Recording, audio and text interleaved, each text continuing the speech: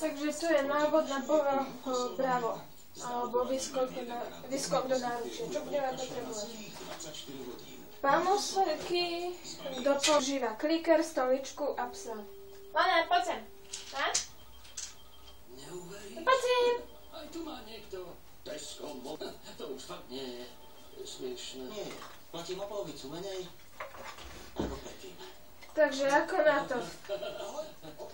Zavoláme si teda k sebe psa.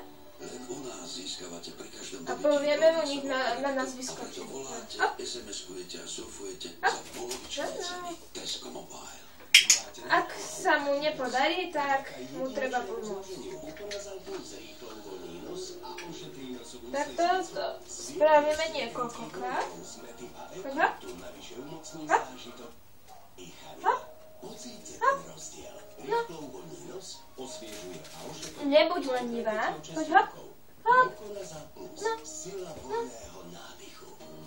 Pri príprave štedrej večere nechceme byť niečo poď. Poď hop. No. Urá. No. Takto to spravíme niekoľkokrát, až kým to pes nepochopí. Potom stoličku dáme preč.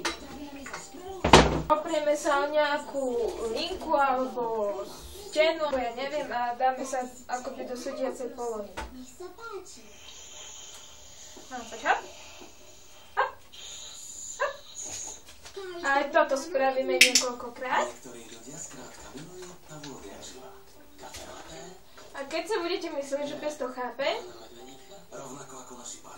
tak sa mu budete prispôsobovať. Buď dáte takto, alebo takto, alebo takto. No. A ten konečný trik vyzerá nejak takto. Lana.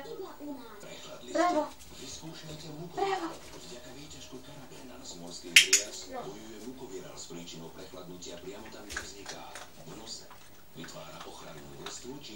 Tak dúfam, že to pomôže. A keď nie, tak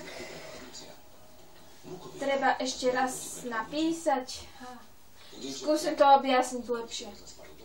Tak ešte raz ten výsledný trik. Áno, bravo. Už naozaj nemusíte. Áno. Na Vianoce pre vás máme najlacnejší pevný VSO internet len za 6,99 mesačne.